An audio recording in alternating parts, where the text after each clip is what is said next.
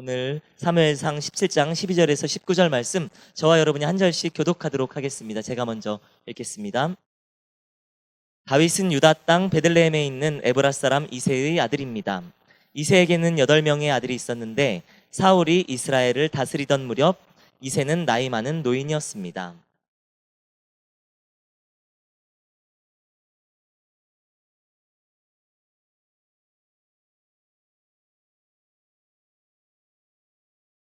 다윗은 막내 아들입니다. 위로 세 아들은 사울을 따라갔지만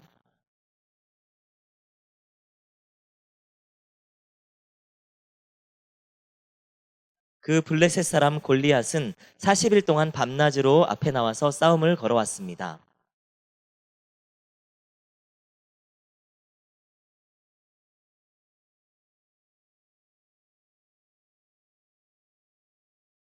이 치즈 10덩이는 그들의 천부장에게 가져다 주고 네 형들이 잘 있는지 물어본 뒤 형들이 잘 있다는 증표를 가져오너라. 그때 그의 형들은 사울이 이끄는 이스라엘 군인들과 함께 엘라 골짜기에서 블레셋 사람들과 싸우고 있었습니다. 예, 해외 선교 헌금 영상 보신 후에 이서지 목사님께서 설교 말씀 전해주시겠습니다.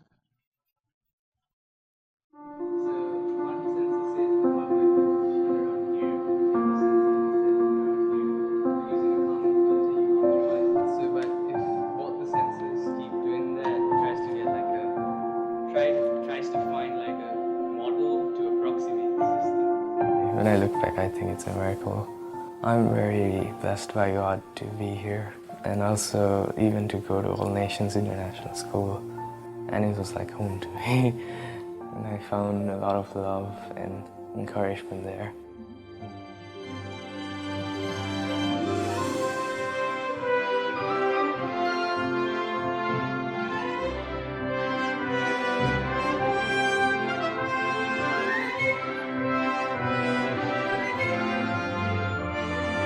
불교 강세 국가에서 전도를 한다는 게 굉장히 힘들고 복음을 전한다는 게 굉장히 힘들어요. 그런데 이 학교에 사람들이 와요. 지금 나이 많은 학생들이 보통 유치원 3세 때 왔는데 이제 16살, 17살 그동안 복음을 쭉 들으면서 예수님 영접한 아이들도 있고 물어보면 다른 데선 복음을 들을 기회가 없지만 여기서는 그래도 복음을 들을 기회가 있는 거죠. 아주 귀한 하나님의 복음의 황금화장입니다.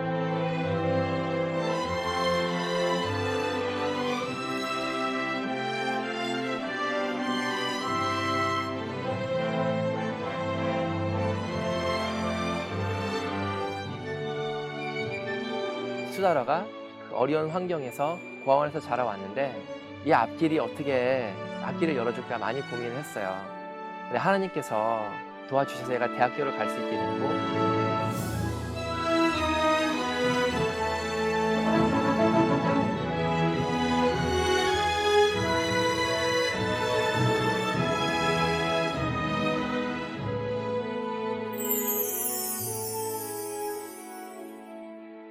5 years ago, I had no faith. I don't know about God so much, but when I just learned about Christianity in this school and speeches of the principal, it's so beautiful and I got to know about God very much.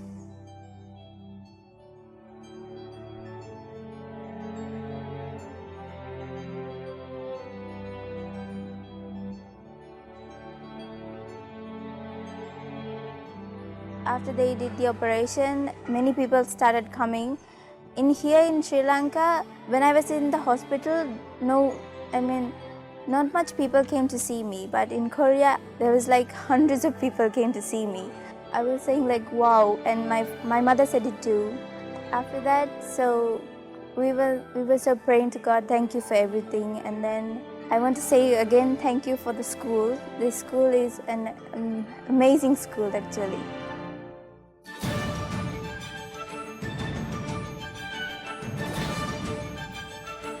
아이들이 그 상처 때문에 공황장애도 있었고 그런 아이들이 여기 와서 선생님들의 따뜻한 돌봄을 받고 신앙도 갖게 되고 이 학교에서 아름답게 크게 됐어요.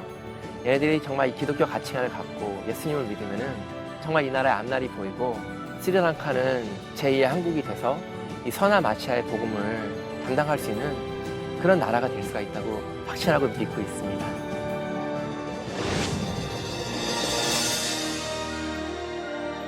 밝은 미래 학교가 근 이제 17년의 세월이 지났는데 이 기간 동안 우리 저희 온누리교회와 성도님들께서 눈물과 기도로 후원을 해주시고 함께 해주셨어요.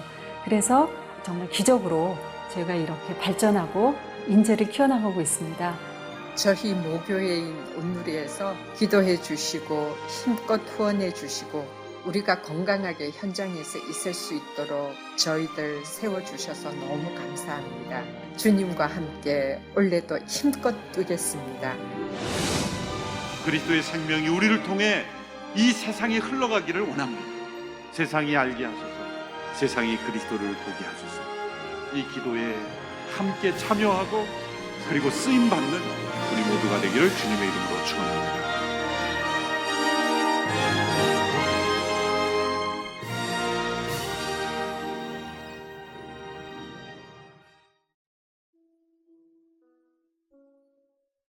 저는 정말 온누리 교회가 좋습니다. 제일 좋은 이유는요, 온누리 교회가 선교사님들을 후원하기 때문이 아닌가 생각합니다.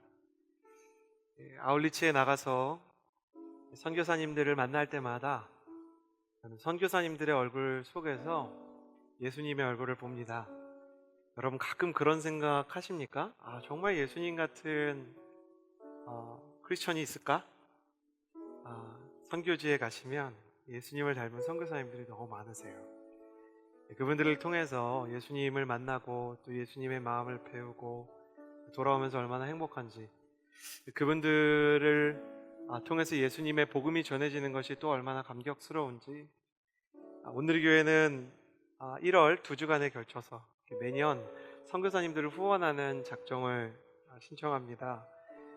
여기 신청 작성하시는 분들, 변경 작성하시는 분들은요, 여기 보시면 소속 캠퍼스에는 그냥 서빙고를 적으셔도 되고 또 대학로를 적으셔도 되고, 성명은 여러분의 이름, 성별은 여러분의 성별, 생년월일, 연락처를 적어주시기 바랍니다.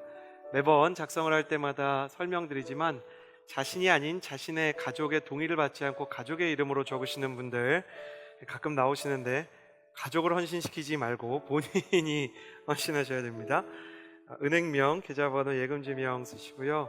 작정 금액을 써주시고 개인정보 수집 및 이용 동의에 동의를 적어주시면 여러분이 선교 후원하시는데 문제가 없을 수 있도록 저희가 돕도록 하겠습니다. 뿐만 아니라 선교사님들을 도울 수 있는 선교 후원에 대해서 저희 선교 MC와 MC들이 준비하고 계획하고 있는데요. 위에서 기도해 주셔서 선교사님들에게 위로가 되고 힘이 될 수 있는 시간이 될 수 있도록 함께 해주시면 좋겠습니다. 선교헌금 작정을 하시는 분들 지금 적으셔서요, 양쪽 옆으로 넘겨주시면 저희가 수고하도록 하겠습니다. 잠시 제가 선교사님들을 위해서 기도하겠습니다. 참 좋으신 주님 감사합니다. 우리 아시아에서, 유럽에서, 남아프리카에서, 또 북아프리카에서, 또 수많은 중동 국가에서, 남미와 북미에서 애쓰고 있는 선교사님들, 오세아니아권에서 헌신하시는 선교사님들, 우리가 이름을 다 알지 못하지만 주께서 이름을 기억하시는 줄을 믿습니다. 가셔서 지켜주시고 오늘 선교지의 예배 가운데 성령의 바람이 불어오게 하여 주시옵소서. 주께서 한 사람 한 사람, 한 땅 한 땅의 마음을 온전히 붙잡아 주실 줄을 믿으며 예수님의 이름으로 기도드렸습니다. 아멘. 설교 후에 성령의 바람 온누리에 불어오소서라는 타이틀로 진행되는 FA 헌신 서약서가 있는데요. 영상 보신 후에 우리 FA 선교로 지원하실 수 있는 방법이 있습니다. 선교사로 파송원 받기를 원하시는 분들은 또한 신청해 주셔도 감사하겠습니다. 네, 가슴에 손을 얹고 스스로를 축복하고 말씀을 나누었으면 좋겠습니다. 하나님은 나를 사랑하십니다. 그 사랑이 나를 포기하지 않으십니다. 이 시간 주님 앞에 내 마음을 엽니다. 나는 절대로 이전과 같지 않을 것입니다. 아멘. 새해가 밝아와서 그런지 우리 CH 플러스에도 많은 새가족 분들이 오시고 계신데요. 너무너무 환영하고 축복합니다. 영상으로 이 예배를 함께하고 계시는 분들도 나날이 늘어가고 있는데요. CH 플러스 예배는 매주 주일 저녁 5시 반에 해화역 4번 출구에서 가까운 한성아트홀 2층에서 예배하고 있습니다. 교회는요, 온라인이 아니라 결국은 오프라인입니다. 용기를 내셔서 오셔서 하나님의 사람들과 함께 예배하는 감격을 누리셨으면 좋겠습니다. 오늘은 비긴 어게인이라는 주제로 말씀을 선포하는 테마가 있는 두 번째 주입니다. 첫 번째 주는 존경하는 이재훈 담임 목사님께서 말씀을 전해 주셨고요. 두 번째부터 이제 네 번째 주 3주간에 걸쳐서 또 비긴 어게인의 여러 시리즈들을 나누게 될 텐데요. 신앙인의 진정한 힘은 넘어지지 않는 데 있는 것이 아니라 넘어져도 다시 일어날 수 있는, 쓰러져도 다시 시작할 수 있는 힘이 있는 것이 아닌가 생각합니다. 옆 사람에게 이렇게 인사해 주시겠어요? 당신은 다시 시작할 수 있습니다. 땅바닥으로 떨어지는 농구공이 땅바닥에 박히는 것이 아니라 다시 튀어오르듯이 하나님께서는 믿는 사람들에게 반탄력과 회복의 탄력을 주셔서 사람들을 바닥에서부터 다시 한번 날아오르게 하는 힘이 있으신 분이십니다. 오늘 그 얘기를 시작하는 데 있어 모든 날, 모든 순간이라는 제목으로 말씀을 나누고자 합니다. 바둑을 좀 아십니까? 저는 바둑 잘 모릅니다. 그냥 까만 게 흑색 돌이고 하얀 건 흰색 돌이다, 이 정도 외에는 아는 게 없습니다.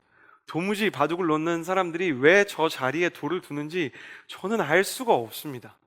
그래서 막 그런 거 있잖아요. 바둑 TV를 가끔 보면 와, 절묘한 수예요. 저는 봐도 정말 이해가 되지 않습니다. 이세돌과 알파고가 바둑을 둘 때 바둑을 보면서 이세돌을 정말로 응원하고 싶었는데 이세돌이 잘하고 있는 건지 못하고 있는 건지 너무 알 수가 없더라고요. 목회자들이 대부분 바둑에 대해서 잘 모르는데 교역자 중에 바둑에 대해서 또 잘 모르는 대학 청년부에 저와 친한 누나 한 명이 있었습니다. 어떤 누나인지 알려고 하지 마세요. 그런데 그분도 이 바둑이 도대체 무슨 뜻인지 모르겠다고 여러 가지로 바둑에 대한 이야기를 나누다가 시간이 얼마 지나서 저에게 중요한 묵상을 하나 나눠주시더라고요. 바둑에서 제일 신기한 게 여러분 뭐예요? 여러 가지가 신기하지만 저는 제일 신기한 게 뭐냐면 복기입니다. 복기란 흑색돌과 백색돌을 지었던 바둑 기사들이 둘이 바둑판의 승패가 다 가려진 뒤에 이 돌을 다 치우고요, 처음부터 바둑을 한 수 한 수 다시 재현하는 거예요. 생긴 게 똑같이 생겼는데 순서대로 놓는 것 자체가 너무너무 신기했던 그 누나는요, 도대체 저 사람들은 어떻게 저걸 처음부터 끝까지 다시 다 두는 것일까에 대해서 자료를 찾아보았고요. 한 바둑 기사로부터 이러한 인터뷰를 듣게 됩니다. 바둑 기사에게 바둑의 한 수 한 수는 무의미한 수가 없기 때문에 우리는 무의미함이 없는 바둑판의 한 수 한 수를 모두 기억하고 있습니다. 그 인터뷰를 보는 순간 목사님은 굉장히 큰 영적인 감동과 깨달음을 얻었다고 합니다. 바둑 기사에게 단 한 판의 대국도 무의미한 수가 없다면 어차피 다음 날도 두고 다음 날도 두고 또 두고 또 둘 대국의 한 수마저 헛된 수가 없다면 우리 인생을 향한 하나님의 손길에 무의미한 시간이 있겠는가? 내 인생을 향한 하나님의 계획에 무의미한 시간이 있겠는가? 하나님은 결코 우리의 인생에 무의미한 수를 두시지 않을 것이다. 내게 무의미한 수처럼 보이는 순간도 종래에는 신의 한 수였다는 것을 발견하는 때가 올 것이다. 그분이 그렇게 묵상을 나누어 주셨던 것이 제게 참 잊혀지지 않는 일입니다. 여러분은 한 주를 어떻게 사셨습니까? 하루하루가 쌓여서 신의 한 수가 빚어지는 의미의 시간으로 여겨지셨습니까? 아니면 아무 의미가 없는 외로움과 두려움의 하숙으로 나의 시간이 소비되고 낭비되는 듯한 소진의 시간을 보내셨습니까? 제 동역자였던 목사님의 말처럼 하나님의 사람에게는 버려지는 시간이 없음을 저는 확신합니다. 저를 따라해 주시겠어요? 하나님의 사람에게는 버려지는 시간이 없습니다. 쌓이는 시간이 있을 뿐입니다. 그럼에도 불구하고 청년의 시기, 특히 그 어느 때보다 무의미한 시간들을 보내고 있는 것처럼 느껴질 때 하나님은 우리에게 무슨 말씀을 하고 싶으실까요? 어떻게 이 무의미한 시간을 견디고 의미가 있는 계절을 향해 나아갈 출구를 마련하실까요? 오늘은 모든 날과 모든 순간 실수가 없으신 신의 한 수를 두시는 그 하나님의 말씀을 통해 우리의 모든 시간을 의미 있게 만드시는 주님의 이야기를 나누고자 합니다. 12절에서 15절 오늘 본문의 말씀을 한달음에 좀 읽어보았으면 좋겠는데요. 다윗의 이야기입니다. 같이 읽어볼까요? 시작. 다윗은 유다 땅 베들레헴에 있는 에브라 사람 이새의 아들입니다. 이새에게는 8명의 아들이 있었는데 사울이 이스라엘을 다스리던 무렵 이새는 나이 많은 노인이었습니다. 이새의 아들 가운데 위로 세 아들이 사울을 따라 싸움터에 아비나답 셋째 아들 삼마입니다. 다윗은 막내 아들입니다. 위로 세 아들은 사울을 따라갔지만 다윗은 이따금씩 사울에게 갔다 와서는 베들레헴에서 저는 오늘 다윗의 인생을 통해서 인생이 버려지는 것 같은 허무와 공허의 시간을 보냈던 청년의 시간 이야기를 좀 나눠보고자 합니다. 오늘 본문의 다윗은 에브라 사람 이세 아들이라는 소개가 나옵니다. 이 에브라시라는 것이요, 이제 그 베들레헴이죠. 베들레헴의 좀 방언 같은 거라 그럴까요? 그래서 지역 이름이 에브라시라고도 불리고 베들레헴이라고도 불리는 이 지역의 이세라는 사람의 아들로 나와요. 이 사무엘상 오늘 읽은 본문이 17장인데요. 한 장 전에 이미 다윗이 이세의 아들이었다는 것은 성경에 기록이 되어 있습니다. 그런데 성경이 왜 반복해서 다윗은 이세의 아들이었다라는 표현을 반복하고 있는가? 성경은 무의미한 반복을 하지 않습니다. 우리는 성경책이 너무 두꺼워서 하나님 왜 이렇게 많은 말씀을 쓰셨을까 하지만 성경을 읽어보고 또 읽어보면 그 안에 무의미한 단어가 없고 굉장히 경제적이고 굉장히 축약되어 있는 의미들이 있어요. 이세 아들이라는 표현을 반복했던 이유는 소년 다윗의 인생, 청년 다윗의 인생을 아버지 이세라는 인물을 떠나서는 이해할 수가 없기 때문입니다. 성경은 이세에게 8명의 아들이 있었다고 이야기합니다. 다윗은 그 중에 8번째 아들 막내였습니다. 어느 날 오늘 말씀 전에 17장 전에 16장에 보면 사무엘이 이세의 집에 찾아옵니다. 그래서 당신의 아들 중에 특별한 사람이 있어서 내가 특별히 축복 기도를 좀 해야 되겠소, 이렇게 이야기합니다. 저는 이 말씀을 볼 때마다 그런 생각을 합니다. 우리 집에 갑자기 하용조 목사님이, 이재훈 목사님이 와서 내가 하나님으로부터 계시를 받았는데 연준이 연희 중에 하나님이 특별히 사랑하는 아이가 있어. 그 소식이 들리면요, 제 아들 제 딸은 그날 목욕 깨끗이 하는 날입니다. 어린이집 안 가요. 어린이집 안 가죠. 그리고 말씀 읽고 기도하고 괜히 제가 전날 밤에 더 기도해주고 하나님에 대해서 얘기해주고 하나님이 아빠를 얼마나 사랑하셨는지 또 엄마를 어떻게 부르셨는지, 장모님이 불교 신자였는데 어떻게 예수님을 믿었는지 알아듣든 못 알아듣든 막 얘기하지 않겠습니까? 여러분이라면 안 그러겠어요? 갑자기 영적인 지도자가 와가지고, 사무엘이라는 사람은 영적인 지도자일 뿐만 아니라 지금은 사울이 왕이지만 그 전에 거의 왕과 같은 지도권을 가지고 있었던 한 나라의 지도자입니다. 지도자이자 영적인 존경에 맞이하는 사무엘이 오는데 이새가 어떻게 하냐면요, 아들 7명을 순서대로 다 보내고요, 다윗은 저기 가서 허드렛 일하고 있으라고 보내요. 그러니까 다윗은 아예 그 자리에 들어오지도 못하게 합니다. 사무엘이 첫 번째 아들을 봤는데, 사무엘도 인간인지라 첫 번째 아들이 굉장히 잘생겼나 봐요. 뭐라고 성경에 써 있냐면 과연 여호와께서 선택하신 자로다. 그러니까 사무엘이 봤을 때, 자매 여러분 죄송합니다만 남자가 볼 때 잘생긴 남자는 진짜 잘생긴 남자입니다. 이 사람은 진짜 지도자다, 이렇게 생긴 사람이 앞에 온 거예요. 사무엘도 어쩔 수 없이 이렇게 이 사람이 하나님이 기름 부은 사람인가 보다 했는데 하나님이 그 유명한 말씀을 하시죠. 너희는 사람의 외모를 보지만 나는 사람의 중심을 본다. 여기서 사무엘 네. 어떤 의미 아멘인지 여기서 굉장히 위로를 받는 게 뭐예요? 사무엘도, 천하의 사무엘도 사람의 외모를 보고 편견이 생길 수 있었다. 그래요. 하나님이 아니라 그러셨어요. 그래서 아들 7명을 쭉 데려오는데 하나님이 아니래. 그러니까 대충 기도해주고 그래도 적당히 축복기도 해주는데 사무엘은 알고 있거든요. 진짜 여기 왕이 돼야 되는 사람이 있어요. 다른 사람들한테 말하지 않았지만 사울이 이제 내려가고 왕이 될 사람을 지금 선택하기 위해서 온 거예요. 근데 그 얘기를 할 수는 없고, 아들이 진짜 다 왔습니까? 그러니까 이새가 뭐라고 얘기하냐면 사무엘상 16장에 막내가 있긴 한데 지금 양을 치고 있습니다. 여기 막내라고 번역되어 있는데 실제로 막내라는 단어가 아닙니다. 여기서 막내라고 번역된 히브리어는 하카톤이라는 단어인데요, 하카톤이라는 단어의 뜻은 의미 없는 사람이라는 뜻이에요. 아버지가 자기 아들더러 의미 없는 애래요.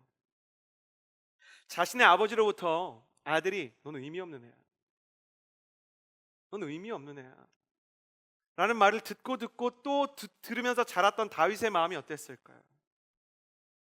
오늘 성경 말씀은요, 사울이 다스리던 때 이새는 이미 나이가 많은 노인이었다고 이야기합니다.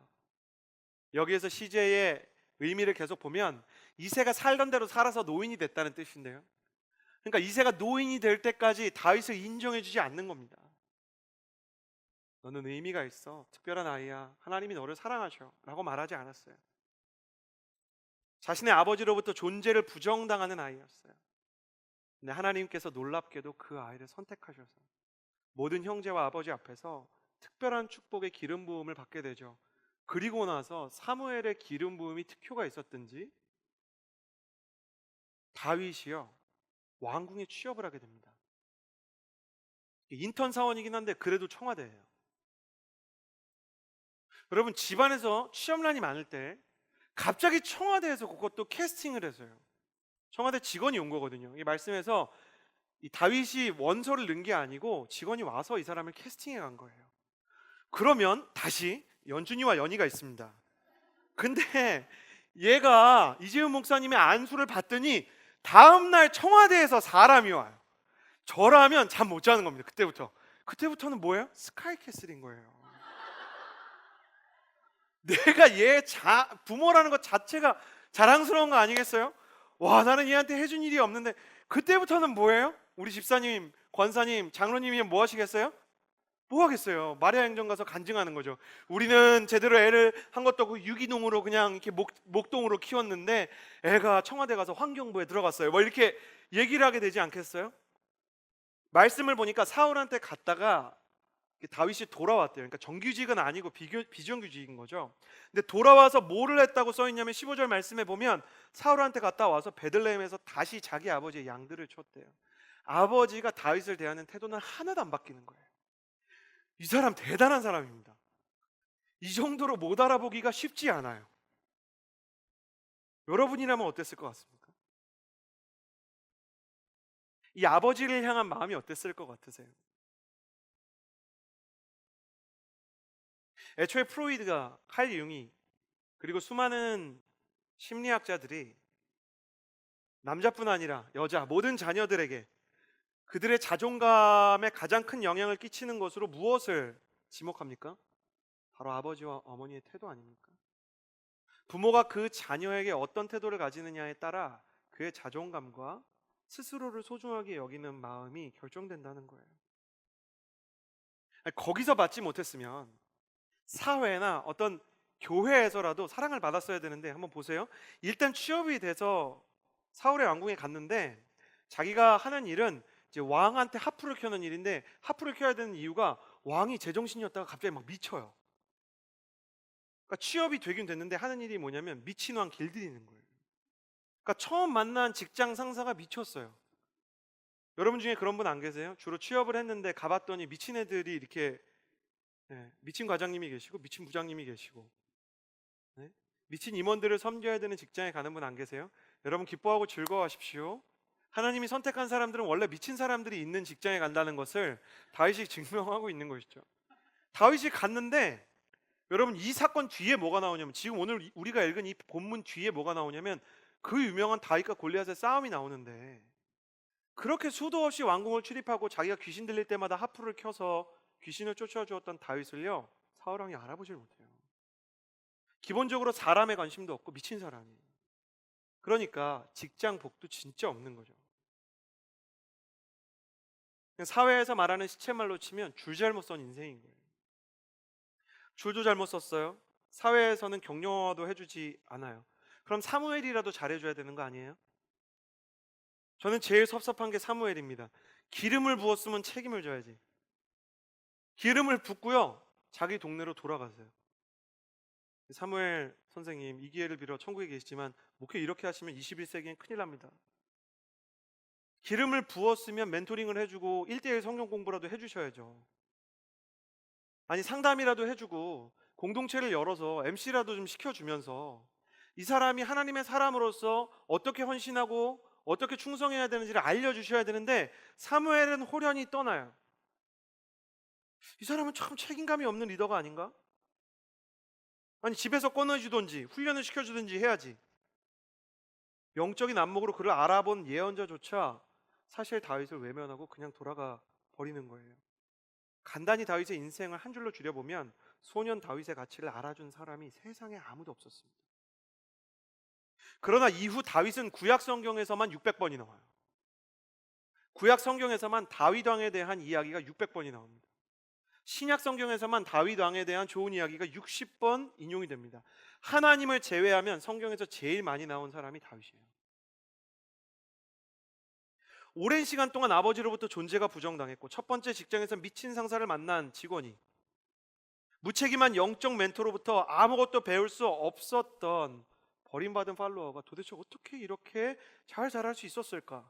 자존감이 부셔져도 가을날 낙엽보다 훨씬 더 바사삭 부셔져도 이상하지 않은데 다윗은 위대한 인물이 되고 맙니다. 어떻게 하나님은 그를 이렇게 만들어 주셨을까? 다윗은 그의 인생의 비결을요, 그 소년기가 아니라 노년에 이렇게 고백합니다.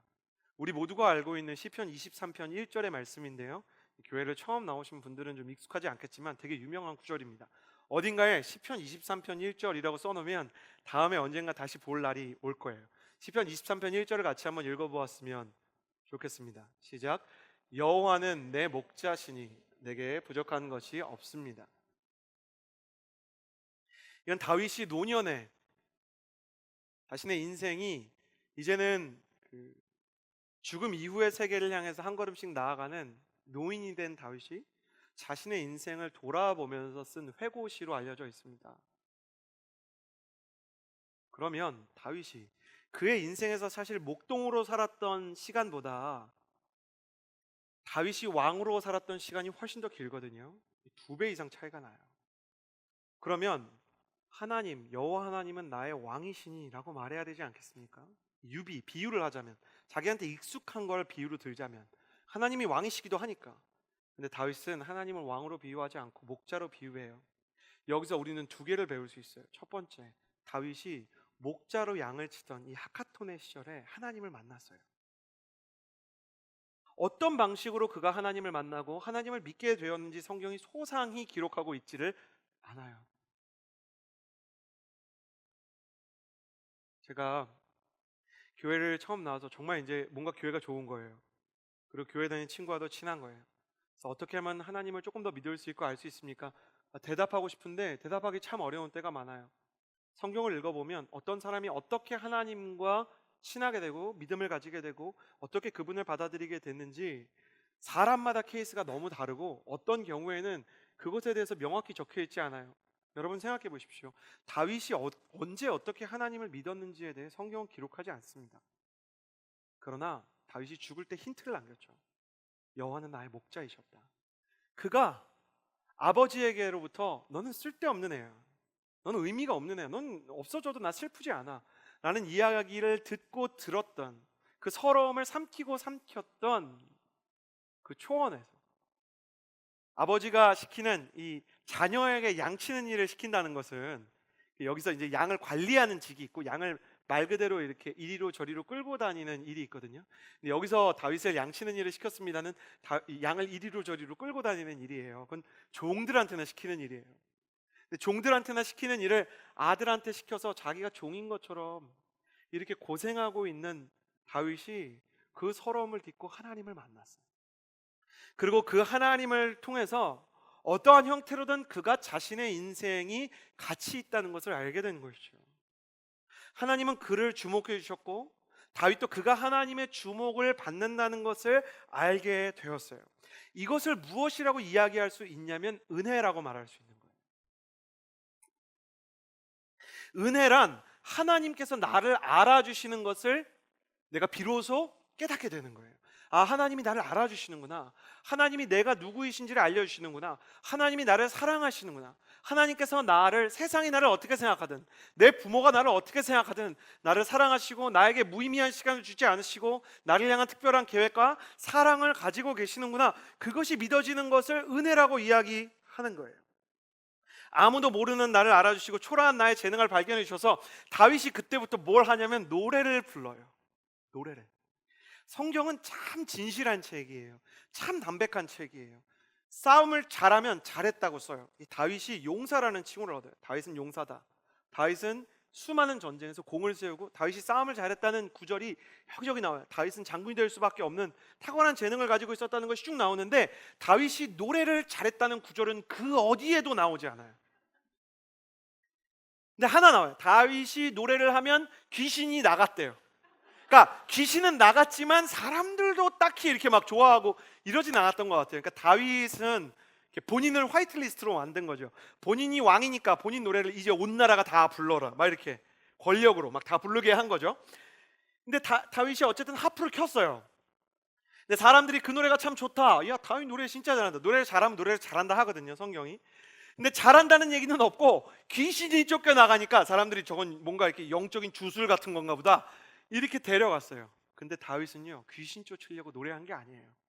잘하진 않았지만, 귀신 쫓으려고 노래한 게 아니지만 은혜를 받아서 뭘 했냐면 노래를 그냥 불렀어요. 하나님한테 노래를 드렸어요. 슈퍼스타 K 나가려고 버스킹을 배운 게 아니고, K-팝 스타 나가려고 막 기타를 연마한 게 아니고, 다윗이 그냥 하나님한테 감사해서 아무한테도 아니고 하나님한테 그냥 노래를 불러드렸어요. 진짜 찬양은 뭘까요?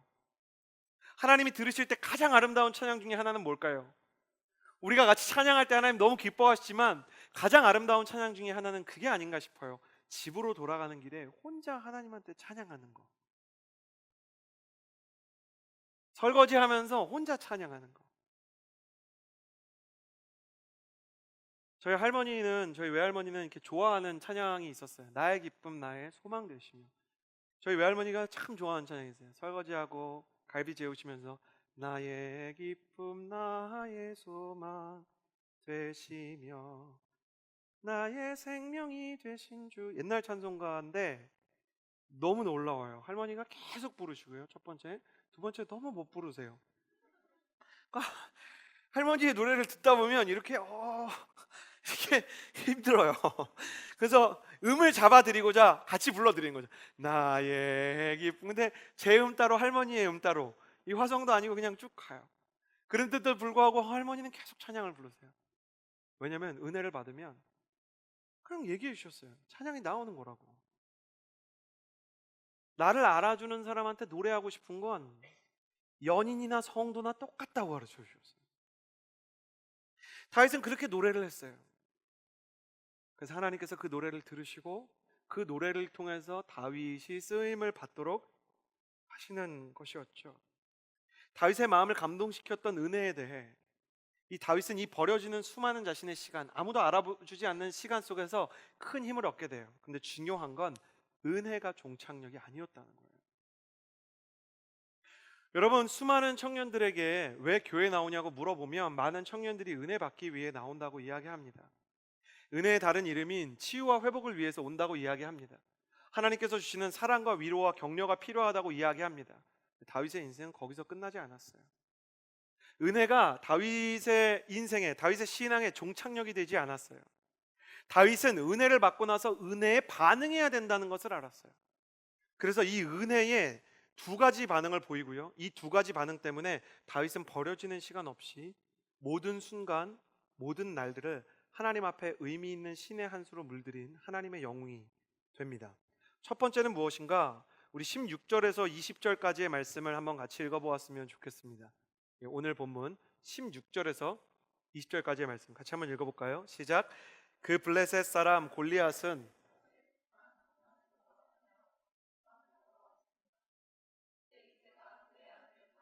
말했습니다.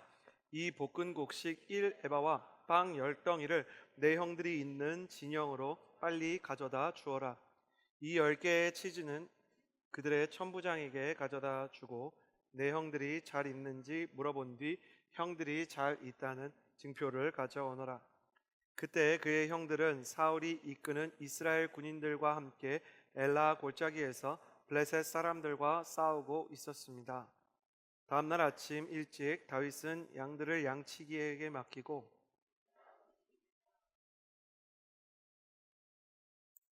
그가 진영에 도착했을 때 마침 군대는 함성을 지르며 전장으로 나가고 있었습니다. 제가 찬양 이야기를 얘기했던 것처럼 첫 번째 다윗의 반응은 뭐였냐면 서러울 때도 감사를 했어요. 서러울 때 감사했어요. 다윗은 아버지가 시키는 일을 합니다. 야, 이 아버지 진짜 대단합니다. 저는 성경에서 제일 나쁜 아버지 한 명 뽑으라 그러면 이새를 뽑을 것 같아요. 이새가요, 자기 형들 셋을요 전쟁터에 내보내요. 이유는 간단합니다. 국방부가 힘이 있을 때, 그러니까 군인들이 힘이 있는 세상에서, 특히 전쟁이 많은 세상에서는요, 전쟁에서 공을 세우는 게 인생 역전 출세의 지름길입니다. 그래서 첫째 아들, 둘째 아들, 셋째 아들을요 여러 전쟁터 중에 특히 왕이 있는 전쟁터에 열심히 애를 써서 보냈어요. 그리고 다윗은 사실 전쟁터에 나가야 되는 인물은 다윗이에요. 전쟁터에서 왕이 미치면 어떡해요? 이때야말로 다윗의 어떤 기지가 발휘될 수 있는, 이 왕궁은 크지만 왕의 그 막사는 작을 거 아닙니까? 전쟁터에. 그러니까 왕이랑 좀 더 친해질 수 있는 기회인데 아버지는 오매불망 첫째, 둘째, 셋째만 사랑해요. 그러니까 셋째 형들만 보내놓고요. 다윗은 뭘 하고 있냐면 다윗은 사울한테 갔다 와서도 양치고 집에서는 종의 일하고 집 밖으로 나가서는 미친 사람 상대하고 있는 그 다윗을 불러다가, 아니 막내만 아들인 것도 아니고 지금 셋째까지 나갔으면 넷째, 다섯째, 여섯째, 일곱째, 여덟째 5명이 더 있는데 굳이 막내를 불러다가 뭐라고 얘기하냐면, 야, 이 볶음국식 1에바와 빵 10덩이 이거 환산해 보니까 한 20kg 정도 돼요. 이거를 등에 지고 네 형들이 있는 곳으로 보내라. 제가 너무 억울해서 그랬는지 조사를 좀 해보았어요. 이게 길이가요 24km입니다. 산길 24km예요. 산길 24km면요 어떤 사람이, 한 사람이 건장한 군인도 막 12시간씩 걸려요. 그러니까 못할 짓 시키는 거 아닙니까? 아니, 그리고 이렇게 음식을 주면은 너는 뭐를 먹어라 이런 얘기를 좀 해주셔야 되는데, 아니 샌드위치라도 하나 싸주시든지 그냥 형들한테 갖다 줘라 이렇게 얘기를 하는 거예요. 그리고 아들을 또 믿지도 못하세요. 10개의 치즈는 천부장한테 주고 형들이 잘 있는지 물어본 뒤에 볶은 곡식은 이제 형들 주라는 얘기겠죠. 형들 잘 있다는 증표를 갖고 와라. 그러니까 너가 진짜 거기 갔다 왔는지 도장도 찍어와야 돼. 참 잘했어요 이런 걸. 그러니까 얼마나 억울해요. 여러분, 요즘 이런 일이 있으면 어떻게 됩니까? 아버지, 아니 형들은 자식이고 저는 종입니까? 아니 형들은 공을 세워서 인생 역전해야 되고 저를 맨날 바닥 쓸어야 됩니까? 아버지, 저를 왜 맨날 하카톤이라고 부르세요? 저 기분 나쁩니다. 아버지, 도대체 저를 언제 인정해 주셨어요? 제가 잘할 때 한 번이라도 칭찬해 주셨어요? 이새는 아버지 학교를 좀 가셨어야 돼요. 근데 아버지 학교를 가실 생각도 없으시고 이 다윗에게 계속 상처를 줍니다. 그런데 이 10절을 보십시오. 다윗이 다음날 아침 일찍 일어났대요. 아침에 일어나서 마치 이런 거죠. 형들한테 빨리 주러 가자. 이거를 뭐라고 부를 수 있을까요? 설교 때 적합한 용어는 아닙니다만 가장 알맞는 단어는 이건 것 같아요. 호구. 진짜 호구. 이게 형들한테 호구 잡힌 인생이고 아버지한테 호구 잡힌 인생이죠. 아니 왜 이렇게 사냐고요. 너 억울하지도 않아? 왜 제가 화가 나는 건지 모르겠어요. 너 힘들지도 않아? 다음날 아침 일찍이 뭐야. 치즈가 상할 때쯤 도착해야지. 그래갖고 형들이 상한 치즈를 백부장이 먹고 탈이나 형들을 진영에서 내쫓았더라. 이게 아름다운 스토리지. 심지어 아침 일찍 일어났을 뿐만 아니라 아버지 이새가 말한 대로 짐을 챙겨서 길을 떠났습니다. 그냥 가요. 성경 전체에서 다윗의 이야기에서 제일 이상한 게 뭔지 아세요? 다윗이 이새를 한 번도 원망하지 않아요. 야, 너 그 아버지가 뭐가 그렇게 좋니? 너를 알아주지도 않고 형들처럼 생각해 주지도 않잖아. 근데 그 아버지가 뭐가 그렇게 좋아? 다윗이 사울이랑 나중에 관계가 틀어지고 사울의 진노와 질투를 받아서 창 맞고 도망치게 되죠. 자기 목숨을 부지하기 위해서. 그때 다윗이 제일 처음 한 일은 일단 그 자기랑 같이 도망치는 자기 팀원들이랑 그 제사장한테 도피해 갖고 밥을 좀 먹는 거였고요. 두 번째로 한 일이 뭔지 아세요? 베들레헴에 있는 자기 가족들을 같이 피신시킨 거예요. 자기 살기도 힘들어 죽겠는데 여러분, 경찰이 수배범 찾으려면 어디부터 털어요? 그 사람 가족부터 터는 거예요. 범죄자 잡으려면 어디로 가요? 그 사람 지인부터 다 수소문하는데 그럴 줄 알면서도 아빠는 데리고 가야 되는 거예요. 그리고 자기 형제들을 사랑해 줍니다. 그에게는 이해할 수 없지만 자기 가족에 대한 감사가 있었어요. 감사가 있었어요. 다윗은 하여간 노래를 좋아합니다. 목동일 때도 그렇게 노래를 짓더니 도망치는 그 사막 동굴에서도 그렇게 노래를 지어요. 일단 노래를 지으면 안 돼요. 내가 참모면, 제가 다윗 부하면요, 난 너무너무 불안했을 것 같아요. 도망치는 처지에 자꾸 저기서 기타 띵까띵까 거리고 있으면 아우 진짜 왜 그러세요? 사울이 돌아다니는데 나 여기 있다고 노래 부르시는 거예요? 그럼 다윗이 또 성격상 그럴 거 아니에요? 제 상상 속에서 묵상해 보면 다윗이 알았어 조용히 지켜 막 이러고 이렇게 막 조용히 하고 그러면서 노래를 엄청 지었어요. 그 내용이 다 뭐예요? 하나님께 감사하는 내용이에요. 뭐가 감사하냐고요? 뭐가 감사하냐고요? 감사할 길이 없었어요. 서러울 일만 많았죠. 그러나 다윗은 그 서럽고 어려운 때 오히려 이를 악무는 것처럼 찬양을 했어요. 왜 그럴까 생각해 봤어요. 저는 어제 나이가 많으신 저의 멘토 목사님께 다윗이 도대체 왜 그렇게 찬양에 집착을 했을까요? 라는 질문을 했어요. 제가 좀 생뚱맞지만 제 멘토인 온유하신 목사님 대답해 주실 거라는 확신을 갖고 목사님 제가 내일 설교 준비를 해야 되는데 정말 이해가 안 가요. 아니 사람이 아무리 버스킹이 좋아도 망명하면서까지 기타 들고 가는 사람은 거의 없어요. 시리아 난민이 기타 들고 북 들고 가지 않잖아요. 그걸 굳이 거기까지 가서 작곡하고 노래하고 찬양하고 아니 거기서 노래가 나올 상황도 아니고 내가 기도를 했다 그러면 이해를 하겠는데 거기서 작곡을 하고 진짜 창작력이 너무 불타는 건가요? 이게 왜 이러는 거예요? 그랬더니 목사님이 그런 말씀을 해주셨어요. 이 목사, 내가 그냥 목사 아니고 인생 선배로서 어떤 때 찬양 제일 많이 했나 생각해 보니까 목회하다 너무 힘들 때야. 왜 그렇게 찬양을 했나? 내가 생각이 아주 생생한데 찬양밖에 할 게 없었어.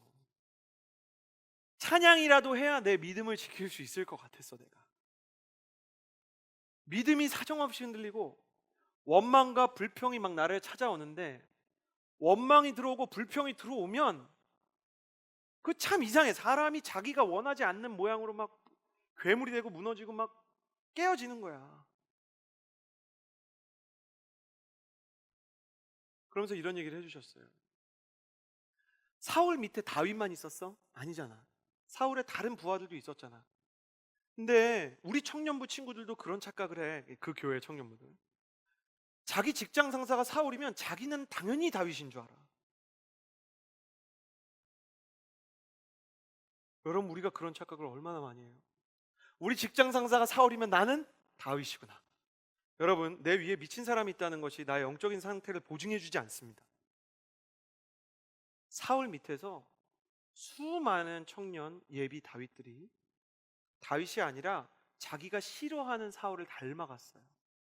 사울이 잘못했다는 걸 알았고 사울을 원망했고 사울을 증오하고 사울을 닮지 않으려고 애썼지만 니체의 말처럼 괴물과 싸우다가 괴물이 되고 괴물의 심연을 들여다보다가 괴물의 심연이 내 심연이 되는 끔찍한 결과를 초래했어요. 그들은 그들의 마음을 지키지 못했어요. 왜인지 아세요? 간단합니다. 그들은 오직 사울만 묵상했어요. 그러니까 묵상의 대상이 그냥 사울인 거예요. 오직 사울. 나의 하루도 사울을 중심으로 돌아가요. 사울 저 미친놈이 나를 오늘 보았다. 이걸로 시작이 되는 거죠. 저 미친놈이 또 창을 던진다. 역시 쟤는 제정신이 아니야. 커피 브레이크 한잔 하러 자판기 앞에 나와도 주로 하는 얘기는 사울은 미친놈이야, 이 얘기를 하는 거예요. 그리고 일하다가도 일이 사울로부터 떨어지면 역시 미친 사람이야, 미친 일을 시키잖아, 뭐 이런 얘기하고, 그리고 기획서가 리젝을 당하면 이거 봐, 미쳐가지고 이 좋은 기획서를 못 알아보고. 그러니까 온통 내 인생의 중심은 사울인 거예요. 저를 보시겠어요? 여러분의 인생의 중심이 혹시 사울 아닙니까? 그러니까 사울만 생각하는 거예요. 그래갖고 목사님을 찾아도 목사님, 내 인생에 사울이 있어요, 그 얘기고, 기도를 할 때도 하나님, 내 인생에 사울이 있어요, 그거고, 그리고 내 인생에서 친구들과 얘기를 할 때도, 치킨을 먹을 때도, 오랜만에 만나서 아시안컵을 볼 때도 야, 우리 직장 상사 진짜 미쳤다니까, 이 이야기가 중심인 거예요. 여러분, 성경은 심플하게 말해요. 미친 사람 묵상하면 미친 사람 돼요. 나쁜 사람 묵상하면서 살면 나쁜 사람 되는 거예요. 다윗은 왜 찬양을 했을까? 왜 그렇게 노래를 했을까? 그것만이 사울에게 자신의 인생이 묶이지 않는 길이었다는 걸 아는 거예요. 사울이 아니라 내 인생은 하나님을 묵상해야 돼. 원망할 만한 이유가 너무 많아. 아버지도 이상해, 왕도 이상해, 아니 사무엘은 내가 이렇게 도망을 다니고 있는데, 아니 목회자가 와가지고 성도가 이렇게 힘들면 안수기도라도 한 번 더 해줘야지, 내가 진짜 기름 부음 받은 게 맞는지 그럼 기름이라도 한 번 더 부어줘야지, 근데 오지도 않고 난 너무 힘들어.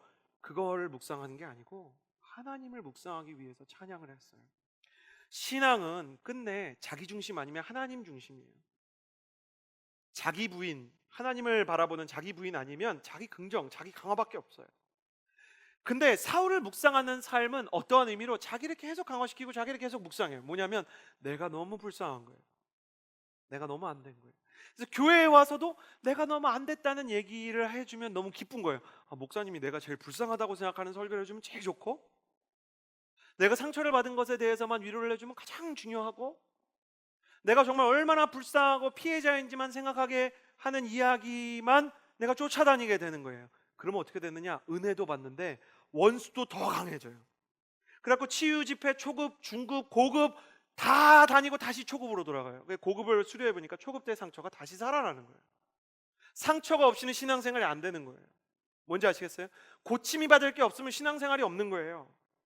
하나님을 바라보는 게 아니라 나의 완성과 나의 치유와 나의 회복만 바라봤기 때문에 원수가 있고 적이 있고 저 사람이 나쁘고 저 문제가 해결돼야 되는 문제만 보느라 하나님이 뭘 하고 계신지에 대해서, 하나님이 어떤 분이신지에 대해서 모르는 거예요. 그러나 다윗은 중심을 잃고 싶지 않았어요. 길을 잃고 싶지 않았어요. 허비되는 시간처럼 보일지언정 이 시간을 전체로 붙들고 계시는 하나님을 놓고 싶지 않았어요. 사울을 자기 마음 중심에 둔 인생이 아니라 하나님을 자기 마음에 둔 사람으로 살고 싶었어요. 그는 하나님을 중심으로 자전하고 하나님을 중심으로 공존하고 싶었어요. 그래서 이를 물고 찬양을 하는 거예요. 그래서 다윗의 찬양은 대부분, 다윗의 시편은 대부분 이렇게 시작이 돼요. 주변에 참 힘든 사람이 많습니다. 어려운 사람이 많습니다. 그러다가 이러면 안 되지. 내 영혼아, 네가 어찌하여 낙담하느냐? 너는 구원의 하나님을 바라보라. 너는 하나님을 바라볼 때다. 저 사람을 바라보고 싶겠지만 저건 하나님한테 맡겨야 되는 거고 너는 하나님을 바라봐야 된다. 이렇게 얘기하는 거예요. 하나님은 그래도 나를 이끌고 계시다. 하나님은 지금 하시는 일이 있다. 하나님께서는 나를 이끌고 가신다. 하나님을 찬양하고 하나님께 집중했기 때문에 사울의 궁정에서 유일하게 사울이 아니라 하나님을 닮은 사람이 된 거예요. 이게 하나님 마음에 합한 자라는 뜻이에요. 여러분은 누구를 묵상하면서 사십니까? 셋 중에 하나겠죠. 여러분이 미워하는 사람, 혹은 여러분이 사랑하는 사람, 아니면 하나님. 여러분을 미워하는 사람을 묵상하면 묵상할수록 이상하게 그 사람을 닮아가는 안타까운 일들을 경험하게 될 것입니다. 여러분이 사랑하는 사람을 지키기 위해서 애를 써도 내가 아무것도 해줄 수 없는 순간들이 있다는 것을 발견하게 될 것입니다. 찬양은 다시 선자리에서 주님을 바라보는 것입니다. 다시 하나님을 인정하는 것입니다. 이를 악물고 찬양하는 것입니다. 찬양하기 힘들어도 찬양하는 것입니다. 애초에 할렐루야라는 말 자체가 무엇입니까? 할렐루, 찬양해라. 요 할렐루라는 뜻에는 그런 게 있어요. 참 찬양하기 힘들다는 걸 안다, 그런 뜻이 있어요. 야는 이제 야훼, 하나님을. 그래서 할렐루야 하면 힘든데 아멘 하는 거예요. 할렐루야 하면 이스라엘 백성이 괴로운데 아멘 하는 거예요. 찬양하고 싶지 않은데 찬양하는 거예요. 저는 예전에 그 하스데반 선교사님을 통해 찬양의 훈련을 배웠어요. 하영조 목사님 동생. 가면 3시간 동안 찬양을 해요. 그 찬양을 왜 그렇게 하는지 모르겠어요. 나중에는 막 너무 힘들어요. 기도하는 것보다 찬양 오래 하는 게 더 힘듭니다. 그 중에 제일 힘든 찬양은 단연 두 손 들고 찬양합니다. 두 손 들고 찬양합니다. 누가 시키는 거 아닌데, 그러면 이렇게 약간 눈치가 두 손을 들어야 되는 분위기였어요. 졸고 있다 싶으면 갑자기 콘티가 제가 볼 땐 거기가 아닌데 두 손 들고, 그래서 막 이거 아닌데 이거 아닌데 그렇게 찬양을 했어요. 나 주님만을 섬기리. 청소년 때 얼마나 많이 울었는지 몰라요. 왜? 갓난아요. 팔이 아파서. 하나님 이게 뭐예요? 하나님 왜 이렇게 찬양을 해야 돼요? 근데 찬양을 하고 하스데반 선교사님은 참 희한한 분이에요. 감사한 걸 무조건 써보래요. 원망은 아예 못 쓰게 하셨었어요. 감사한 거 써보라고, 감사한 거 써보라고. 찬양해보고 손 들어봤는데 어떤 친구는 3시간을 찬양해도 찬양은 너무 좋았는데 감사한 건 없대요. 그 하스데반 선교사님이 아니 어떻게 찬양을 했는데 감사한 게 없냐고. 다시 우리 찬양하자고. 두 손 들고. 나중에 두 손 들기 싫어서 계속 난 이게 감사해, 이게 감사해 쓰는 거예요. 그래서 막 우리가 장난 많이 쳤어요. 막 이렇게 사춘기고 막 그러니까 두 손 들고 찬양해서 감사합니다 막 이런 거 막 쓰고 그랬어요. 근데 쓰다 보니까요, 감사가 무서운 게 뭔지 아세요? 성경에 깊은 물이 깊은 물을 부른다고 감사가 감사를 불러요. 영적인 세계는 절대적으로 관성이에요. 나쁜 건 나쁜 걸 부르고 좋은 건 좋은 걸 불러요. 찬양과 감사는 찬양과 감사를 부르고 원망과 불평은 원망과 불평을 불러요. 여러분 그런 사람 보셨어요? 오늘만 원망 불평하는 사람? 여러분 보편적으로 그렇지 않습니까? 원망과 불평하는 사람은 원망과 불평하는 쪽으로 계속 움직여요. 그러다가 처음에 우리가 들어주죠. 재밌죠. 그러다 나중에 보면 저 사람 어쩌다 저렇게 됐어? 매사 부정적이야. 저 사람 너무 어그레시브하다. 근데 어떤 사람은 막 감사해요. 보면 바보 같고 손해보는 것 같고 호구 같고, 근데 감사하고 기뻐하고 좋아하는 거예요. 감사하는 사람 특징이 뭡니까? 인사 잘해요. 오면 인사해. 안녕하세요. 안녕하세요. 두 번째 웃어요. 그리고 세 번째 뭐 조그만 거 해주면 아유 너무 감사해요. 그래요. 그런 사람 누가 싫어해요? 쟤는 참 바보 같아. 속이 없어. 이렇게 혀 끌끌 차다가 계속 그러는 사람은 나중에 인정하고 그 사람 옆으로 끌려 들어가게 돼 있는 거예요. 감사가 감사를 불러요. 감사가 하늘의 문을 여는 거예요. 감사하면 하나님이 너무 기뻐하시는 거예요. 여러분, 감사는 하나님을 인정하는 거예요. 감사는 하나님이 하시는 일이 있다는 것을 인정해 드리는 거예요. 찬양하는 건 하나님께서 일하고 계시는 것을 내가 믿는다고 선포하는 거예요. 내 이성이, 내 감성이, 내 의지가, 내 스타일이 감사를 안 하려고 하고 찬양을 안 하려고 할 때 성경의 말을 기억하세요. 할렐루야. 그래도 찬양해보라. 성경은 얘기해요. 다윗이 한 것처럼, 다윗이 최악의 상황에서도 찬양했던 것처럼 그냥 찬양하라 이렇게 이야기하는 거예요.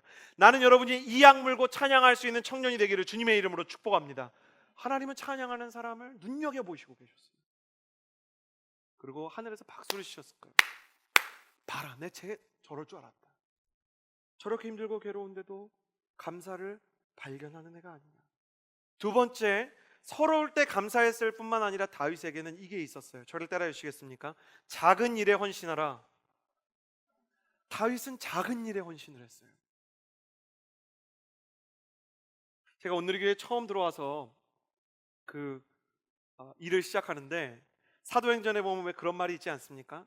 말씀과 기도의 사도들이 이제 전무해야 된다. 그래서 저는 성경 열심히 보고 기도하고 그리고 막 전도하고 그런 게 이제 저의 주 업무일 거라고 생각을 했는데, 저희가 처음 가서 사역을 해야 됐던 교회는 이제 막 지금 여기는 저희가 공간을 전체를 이렇게 풀로 임대를 해서 쓰지만 저희는 이제 처음 갔던 교회는 한 학교의 대강당을 주일날만 쓰는 상황이어서 스피커부터 뭐 드럼, 신디 이런 거를 다 예배 때마다 옮겨야 되는 거예요. 세팅하는 데만 막 2시간씩 걸리는 거죠. 근데 날이면 날마다 교육자들이 하는 얘기가 야 이거 어떻게 효율적으로 세팅할까? 저걸 어떻게 좀 효과적으로 지을 수 있을까?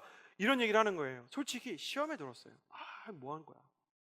말씀과 기도에 전무해야지. 무슨 마이크랑 앰프를 들어 올리는 거를 해. 그걸 효율적으로 하는 게 뭐가 중요해? 그러고 나서 회의록을 적었는데 제가 회의록을 빨리는 만들었는데 오타가 막 있었어요.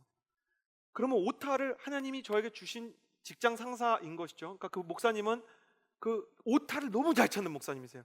신문을 봐도 잡지를 봐도 책을 봐도 오타가 나오고 두란노를 봐도 오타가 있어서 두란노에서 오타 난 거 보면 두란노에 막 전화해서 몇 페이지에 오타 있다고 얘기하시는 분이셨어요. 그러니까 이게 계속 오타가 있는 거예요. 그러면서 이렇게 하면 어떡하냐고 다시 만들어 오라 그러고 다시 만들어 오라 그러고, 그리고 막 복사하라 그러고, 청년들이 오죽 많아요. 복사도 막 엄청 해야 되고, 복사기 앞에서 서 있으면서 내가 이 뭐 하는 짓인가, 내가 이럴라고 신학 배우고 이럴라고 목회자 됐나, 이런 생각을 했었어요. 오늘날 여러분도 그런 생각을 하실지 모르겠어요. 내가 이거 하려고 대학 나왔나? 대학 나왔는데 가갖고 커피 계속 타는 거예요. 복사 계속 하는 거예요. 그리고 정말 쓸데없는 내 전공이랑 상관없는 일들에 소위 말하는 그 고급 인력을 자꾸 쓰는 것 같은 상황이 있는 거예요. 다윗 보세요. 이 사람 얼마나 훌륭한 사람이에요. 하나님의 사람이요, 하프만 켜면 귀신이 물러가는데, 그러면은 어디 골짜기면 위에 서갖고 계속 하프만 켜게 해갖고 블레셋 쪽으로, 거기 있는 막, 예? 그 롤플레잉이 나오는 것처럼 이렇게 막, 예? 뭐 이렇게 축복 효과 같은 거 걸게 해갖고 막 전투력 한 20% 올려주고 막 이렇게 해야죠. 근데 그렇게 안 하고 맨날 양치기 하고, 맨날, 예? 미친 왕이나 섬기게 하고, 다윗이 자기 인생에 대해서 불만족이 있을 법 하잖아요. 근데 다윗은 작은 일에 헌신을 해요. 작은 일에 헌신을 해요. 여러분, 오늘을 사랑하지 않고 내 인생을 어떻게 사랑합니까? 주어진 일을 하지 않고 내가 어떻게 새로운 일을 만들 수 있는 자리에 올라갈 수 있습니까? 모든 사회가 균형이 있고 정의롭다는 것이 아닙니다. 그러나 하나님을 믿는 사람이라면, 내 인생에서 하나님께서 무의미한 일을, 이게 정말 더럽고 부정의한 일이 아니라면 하나님께서 내게 주신 일에 이유가 있다고 생각해야 마땅한 것이 아니겠습니까? 근데 내가 판단의 주체가 돼서 생각하는 겁니다. 아, 이건 내가 할 만한 일이 아니야. 너무 특별한 거예요, 내가. 맥스 루케이도가 너는 특별하단다라는 책을 쓰고 한때 후회를 했다고 합니다. 내가 의도한 것과 다르게 사람들이 이해를 한다는 거예요. 아무 일도 하지 않아도 특별하고 변화가 없어도 하나님이 있는 그대로 다 사랑만 해준다고 생각을 해서 맥스 루케이도가 자기가 쓴 예수님처럼이라는 책을 제발 봐달라고 소리소리를 쳤어요. 왜? 그 책엔 이렇게 써 있어요. 하나님은 당신을 있는 그대로 사랑하시지만 그러나 있는 그대로 두시지는 않을 것입니다. 하나님이 우리를 있는 그대로 사랑하세요. 다시 연희 한번 생각해 보세요. 연희는 아직 기저귀를 차요. 이제 화장실에 가서 용변을 해결하는 훈련을 하는데, 저는 이 아이가 기저귀를 차도 그 모습 그대로 너무 귀여워요. 근데 얘가 3살이 아니라 30살이 됐는데도 기저귀를 차고 아직 해결이 안 된다고 생각해 보세요. 그래도 사랑하죠. 부모기 때문에 사랑하는데 그거를 안타깝게 생각 안 하는 부모가 있습니까? 여러분 어떨 것 같으세요? 어떤 사람이 그 사람에게 주어진 일, 그 인생에서 주어진 과업이라는 게 굉장히 귀찮고 힘들고 싫은 거예요. 저희 아들은 한글 배워야 되는데 한글 배우는 거 어려워하고, 저희 딸은 화장실에 가서 이 일을 하는 거를 어려워해요. 그 사람이 다 자기 단계에 주저앉고 싶어하는 욕망들이 있어요. 그리고 이 시대를 보세요. 수없이 많은 지도자들이 그렇게 이야기하는 시대예요. 당신은 있는 그대로 괜찮아요. 존재 그대로 괜찮아요. 여기 앉았다가 일로 와보세요. 그러니까 사람이 일어나서 오니까 저기 빈자리가 있죠. 얼마나 허전해. 다시 가서 앉아보세요. 앉아있는 것 자체로 당신은 소중해요. 정말요? 평생 앉아있어도요? 정말 평생 앉아있기만 하면요? 아닌 거예요. 하나님은 있는 그대로 그 사람을 부르시지만 그 사람이 모든 세상의 두려움, 자기가 가지고 있었던 모든 상처, 모든 아픔을 딛고 도전하게 하고 싶은 마음이 있어요. 무언가를 성취하고 이루는 기쁨을 누리게 하고 싶어요. 근데 그렇게 하려면 어떻게 해야 되냐면 반드시 훈련하고 반드시 충성하고 반드시 작은 일부터 해야 되는 거예요. 이번 주에 배달의 민족이라는 회사에서 한명수 이사님이라는 분이 오셨어요. 한명수 이사님이 이제 배달의 민족이라는 그 회사는 여러분 잘 아시다시피 굉장히 혁신적인 기업 아닙니까? 기업 문화가 좋기로 유명해요. 아이디어가 막 여기저기서 채택되기로 유명한데 배달의 민족에서 안 뽑는 애들이 있대요. 어떤 애들을 안 뽑냐고 물어봤더니 저는 4차 산업혁명을 맞아 인공지능을 개발하고 막 이렇게 거시적인 얘기를 하면 안 뽑는데요. 너는 그 인공지능에서 한 줄 쓰려고 하는 거야. 제가 막 일하는 로봇을 만들고 너는 그 로봇 만드는 거 아니고 로봇에 있는 그 뿔을 만들 거야. 디자이너인데 그 뿔 하나 만들 거야. 그러니까 요 조그만 일을 네가 어떻게 대할지가 중요해. 제가 여러 번 그분이랑 이제 얘기를 하게 됐어요. 얘기를 하게 되면서 배우는 게 뭐냐면, 목사님 배달의 민족에서 진짜 안 뽑는 사람이 있어요. 작은 일 시켰을 때 투덜거리는 사람을 저희는 싫어해요. 저희랑 안 맞는다고 생각해요. 진짜 혁신적인 기업도 그렇게 생각해요. 작은 일을 대하는 태도가 그 사람이 일을 대하는 태도라는 걸 알기 때문에. 스스로를 거창하게 여기는 사람을 믿고 쓸 수 있습니까? 난 이거 할 만한 사람 아니야. 제가 그런 사람이었어요. 저는 진짜 정말 나쁜 사람이었던 것 같아요. 목회자인데 너무너무 이렇게 잘못된 생각을 갖고 있었던 거예요. 근데 동역자를 붙여주셨어요. 지금 얼바인 온누리교회를 섬기고 있는 박신우 목사님 붙여줬는데, 이분은 그런 걸 너무 좋아하는 거예요. 막 지고 날르고 들고 막 이런 걸 너무 좋아하는 거예요. 둘이 전도사 때 만났어요. 근데 의자를 이렇게 세우는 거예요. 의자를. 근데 의자를 세우면서 이 의자는 하나님이 나한테 세우라고 주신 의자야, 그러면서 혼자 막 세우는 거예요. 이상해. 난 주문 같아. 뭐 하는 거야? 아유, 전사님 그냥 의자 깔아요. 이거는 우리 성도님들이 앉을 의자, 막 이러면서 막 놓는 거. 이상해. 진짜 이상해. 열정 과잉이야 내가 볼 때. 난 저 사람이랑 안 맞아. 이상해. 그리고 막 복사를 하는데, 이 종이도 우리 성도님들이 중요한 걸 결정하는 주님 지혜를 주십시오, 막 이렇게 하는 거예요. 진짜 그런 분이었어요. 여러분, 지금 얼바인 온누리교회 설교 보면 점잖은 척하고 있지만 그런 사람이 아니에요. 계속 그러는 거예요. 진짜 이상한 사람이었어요. 막 부활절 달걀 같은 거 포장하면, 제가 달걀 포장 전공입니다. 막 그래요. 전공이 신앙인데 농담으로 모든 게 다 자기 전공이래요. 온누리교회 의자 깔기 전공입니다. 그러면서 막 전공하고, 윷놀이 어떻게 할까 재밌게 할까 하면 윷놀이 국제 심판 자격증을 가지고 있는 박신웅 전도사입니다, 이러면서 막 장난치면서 재밌게 하는 거예요. 그래갖고 뭐가 있었냐면, 전 아직도 따라갈 수 없지만 뭘 해도 웃기고 뭘 해도 즐겁고 뭘 해도 신나는 거예요. 여전히 못 따라가겠어요. 그런데 하나님이 그 사람을 통해서 저의 마음을 흔들기 시작하는 거예요. 너무 웃긴데 그 사람 때문에 처음으로 의자 까는 게 신났어요. 그래서 둘이 같이, 이건 하나님이 우리 성도님들한테, 이해가 되세요? 그냥 그런 사람들 까는 거예요. 계속 막 노래하고 막 찬양하고. 다윗이 그런 사람이었어요. 양을 치는데 쓸데없는 장인 정신. 아니, 사자랑 곰이 나타났는데, 사자랑 곰이 나타나면 이스라엘 목자들은 다 도망치게 훈련을 받아요. 아니, 사자랑 곰이랑 어떻게 싸워서 이겨 사람이. 사자랑 곰이라는 건 돌팔매를 돌려서 한 방에 못 맞추면 자기가 죽어요. 돌팔매를 던져서 자기가 양의 귀라도 입에서 꺼내왔대요. 그러니까 이미 사자랑 곰을 죽였다는 거죠. 그럴 때까지 한 거예요. 그러니까 사람들이 얼마나 혀를 끌끌 찼겠어요. 저 쓸데없는 짓 한다고. 그냥 양이나 대충 치면 되지 뭘 저렇게 돌팔매 연습을 하냐고. 그러지 않았겠어요? 막 코카콜라 깽깡통 같은 거 세워놓고 막 돌려갖고 막 50m 뒤에서 맞추고 막. 저런 거 왜 하는 거야? 생활의 달인 찍나? 뭐 그랬을 거 아니에요? 그래도 하는 거예요. 여러분, 그러나 생각해 보십시오. 그렇게 충성해서 골리앗을 쓰러뜨린 겁니다. 1만 시간의 법칙을 써서 유명해진 말콤 글래드웰은 뭐라고 했습니까? 다윗과 골리앗이라는 책에서 다윗이 하나님 안 믿었어도 이겼다, 이렇게 얘기합니다. 다윗이 전투력이 골리앗보다 월등히 강했던 거예요.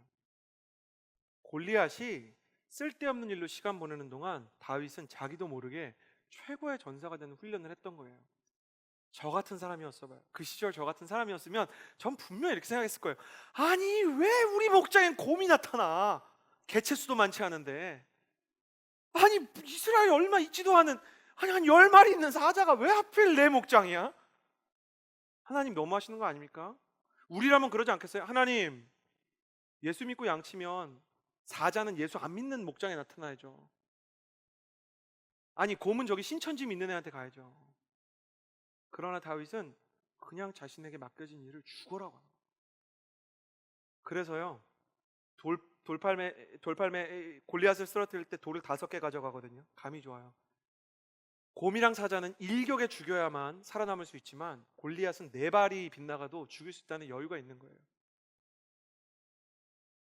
그래서 다윗은 자기도 모르게 훈련된 전투 기술로 골리앗을 죽였을 뿐만 아니라, 그게 다윗이 정말 무섭고 두렵고 떨리고 다윗이 너무 연약한 소년이었는데 하나님께서 기적을 베풀어 주셔서 이긴 게 아닌 게, 그 뒤로도 다윗은 전쟁마다 다 승리해요. 자기도 몰랐던 거예요. 자기가 전쟁의 영웅으로 키워진 하나님의 사람이라는 거.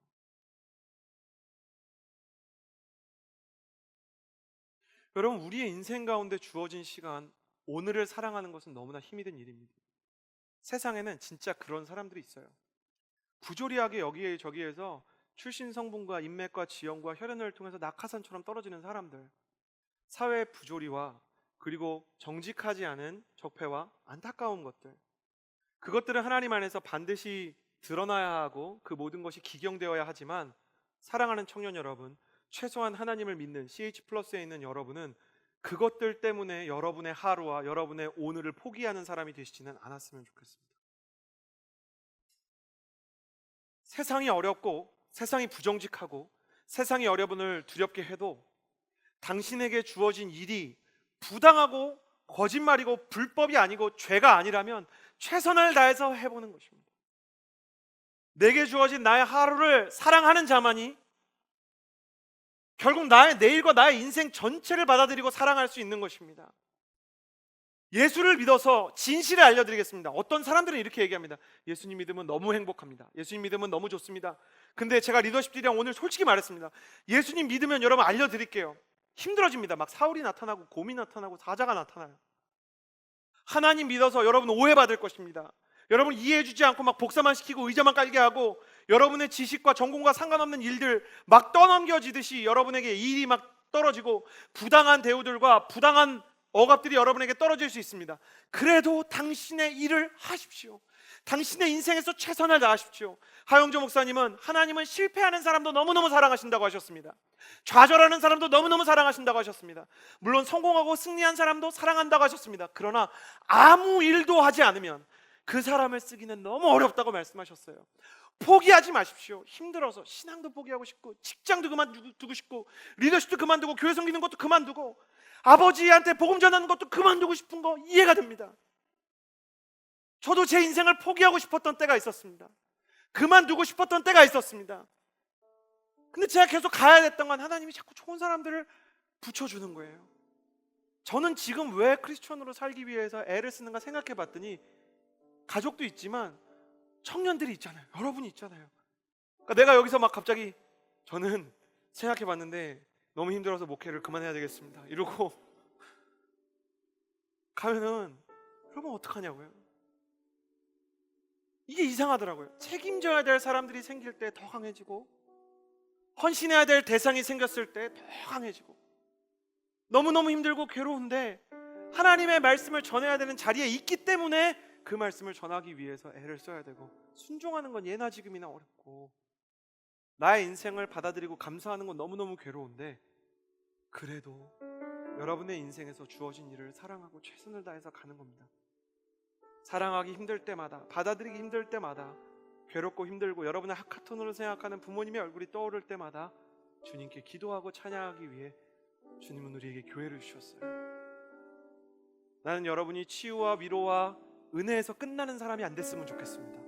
도전하고 최선을 다하고 당신에게 주어진 작은 일을 뭐 이렇게까지 해? 라는 말을 들으면서 하고 내가 진짜 왜 이렇게까지 해야 되나라는 생각이 들면서도 일을 박박 깔고 원망이 찾아오다가도 그래 그래도 한번 해보자 라는 힘이 하늘로부터 주어져서 다시 전도를 시작하고 다시 일을 시작하고 다시 헌신을 다진할 수 있는 그런 사람이 되었으면 좋겠습니다.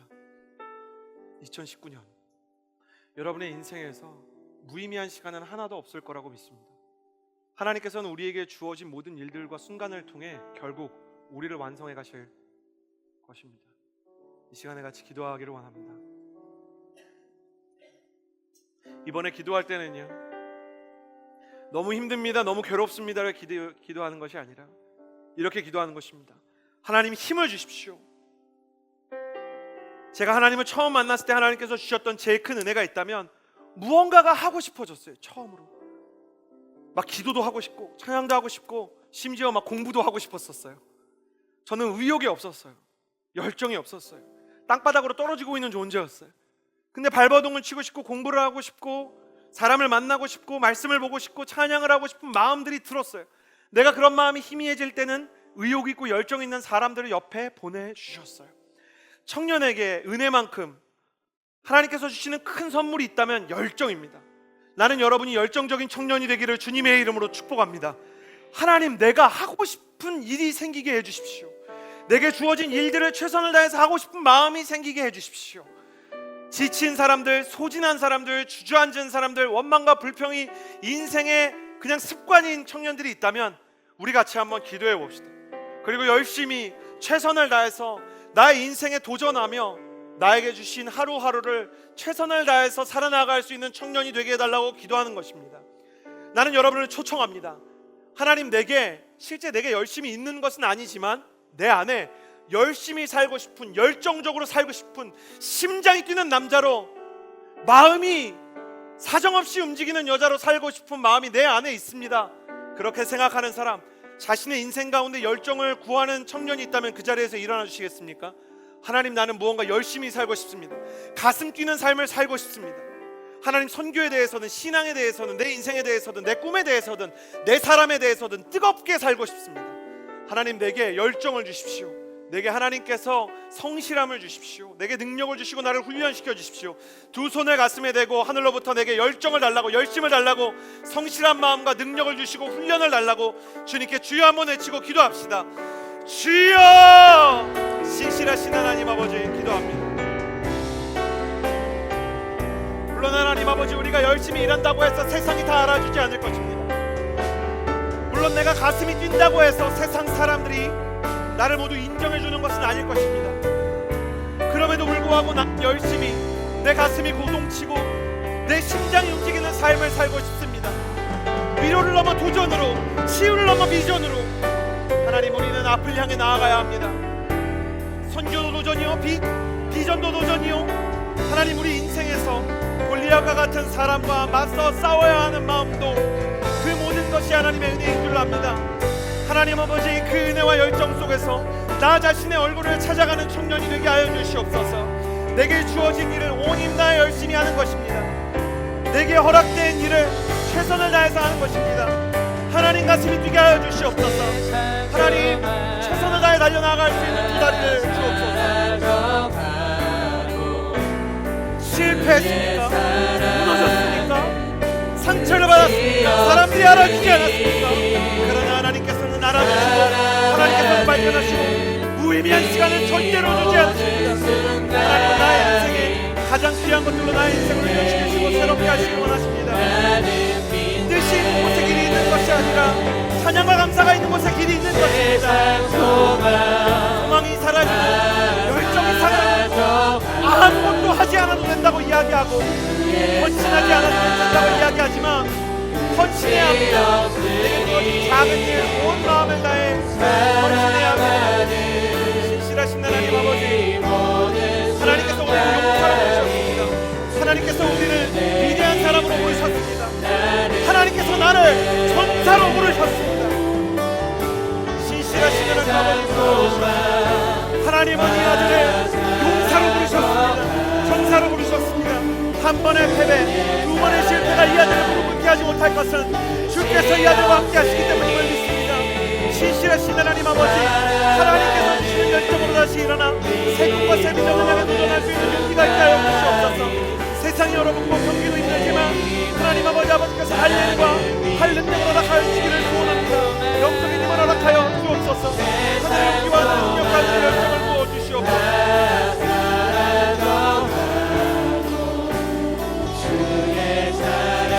하나님 아버지, 주님 도와주시옵소서. 살아가는 이 모든 순간이 주의 힘을 나는 믿네. 사랑하는 청년 여러분, 상처를 받았습니까? 사람들이 알아주지 않습니까? 여러분의 마음 가운데 괴로움이 있고 지난날의 아픔들이 내일의 소망을 가로막고 있는 것처럼 보입니까? 그러나 하나님께서는 다윗에게 위로를 주는 대신 그에게 너는 나의 사람이고 너의 왕이라고 말씀해 주셨습니다. 사랑하는 여러분, 여러분의 감정과 상관없이 아멘 해보십시오. 사랑하는 여러분, 하나님께서 당신을 강인한 사람으로 만드신 줄을 믿습니다. 지난날의 상처에 묶여서 내일을 포기하지 않을 사람으로 빚으신 줄을 믿습니다. 하나님께서는 당신을 위대한 용사로 부르셨습니다. 불충분한 환경, 정의롭지 않은 세상 때문에 인생 전체를 원망으로 물들이는 사람이 아니라 오히려 그 세상을 뛰어넘어 더 정의로운 세상을 만들고 더 아름다운 세상을 만들고 더 온전히 새로운 일들을 시작할 하나님의 동역자로 부르셨습니다. 하나님은 당신을 질병을 앓고 있는 병자로 보시는 것이 아니라 하나님의 친구요, 하나님의 동역자로 부르셨습니다. 당신은 하나님의 손이 될 것이고 하나님의 발이 될 것이며 당신이 가는 곳에 하나님의 마음이 전해지고 하나님의 말씀이 흥황케 될 줄을 믿습니다. 이 시간 기도하며 나아갈 때 하나님의 눈으로 나를 바라보게 하여 주시옵소서.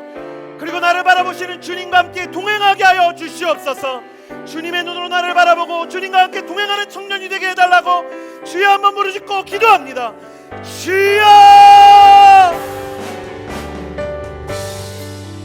지난 날 때문에 나의 미래를 포기하려고 하고 과거의 아픔 때문에 나의 자존감이 부서진다고 생각하지만 하나님께서는 나의 인생 가운데 다시 하나님의 용기와 하나님의 열망을 부어주시기 원하시는 줄을 믿습니다. 과거의 실패가 나를 붙잡지 못할 것입니다. 하나님, 내 인생의 고난과 알아주지 않는 사람들 때문에 내 인생이 땅바닥에 박히지 않을 것입니다. 아무도 몰라줄 때 주님께서 나의 이름을 아시고 내게 일을 주신 주님께서 나를 주님의 로드맵 가운데로 인도하실 줄을 믿습니다. 오, 내 영혼아, 왜 낭망하며 왜 낙심하는가? 너는 구원의 하나님을 바라보라 말합니다. 너는 구원의 하나님을 바라보라 말합니다. 너는 구원의 하나님을 바라보며 그 신실한 손을 의지하라고 말하는 것입니다. 신실하신 주님의 손에 나의 인생을 맡겨드립니다. 하나님, 나의 인생의 열심과 열정은 하나님께 있음을 믿습니다. 우리의 청춘을 뜨겁게 하여 주시옵소서. 우리의 마음을 하나님께서 원하시는 모습으로 빚어 주시옵소서. 하나님, 헌신하는 것입니다. 하나님, 헌신하는 것입니다. 하나님, 사랑하고 헌신하게 하여 주시옵소서.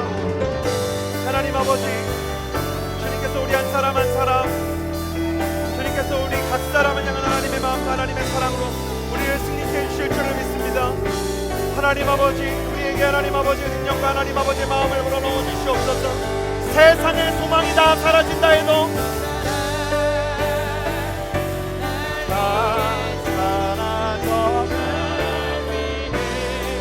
주님의 사랑은 끝이 없고 여기가 끝인가 하여 나의 인생의 마지막이라고 생각하는 사람들이 있다면 다시 한번 내 인생을 향한 가장 뜨겁고 가장 풍성한 마음으로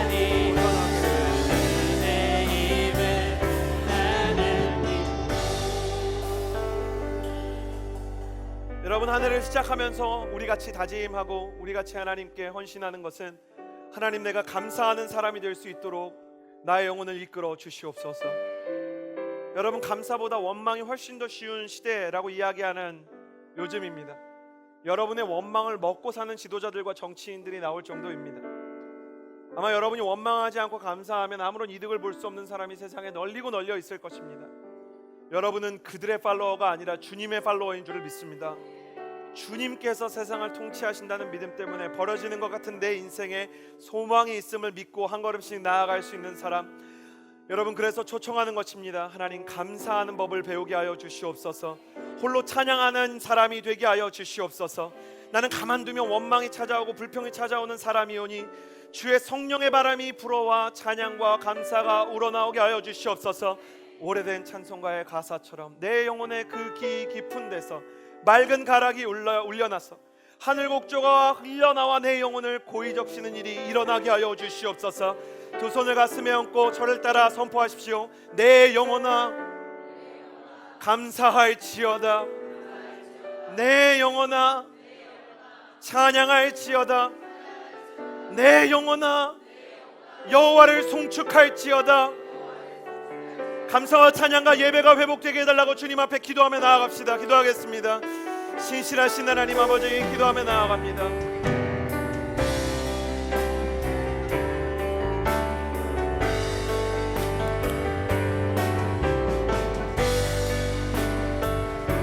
신실하신 하나님, 찬양의 영을 부어주시옵소서. 내 영혼아 하나님께 감사할지어다. 내 영혼아 하나님께 영광을 돌릴지어다. 내 영혼아 하나님께 온 마음으로 예배할지어다. 하나님 아버지, 주님께서 주시는 감사, 주님께서 주시는 평안, 주님께서 주시는 아름다운 찬양의 복종한 내 영혼에서 흘러나오게 하여 주시옵소서. 모든 상황 속에서 주님은 나를 사랑하시고 주님은 나를 부르시고 주님은 나를 축복하십니다. 신실하신 하나님 아버지,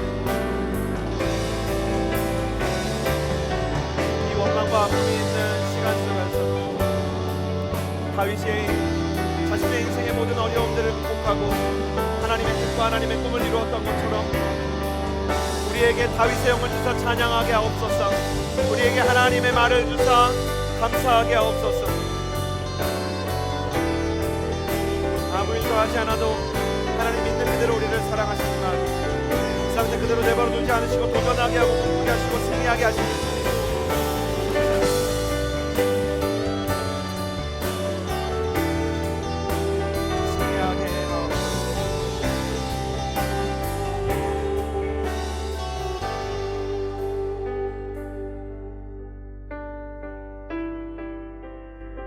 아무 일도 하지 않아도 하나님은 있는 그대로 우리를 사랑하시지만 있는 그대로 우리를 두지 않으시고 더 성장시키시고 더 뜨겁게 하시고 더 꿈꾸게 하시는 하나님이신 줄을 믿습니다.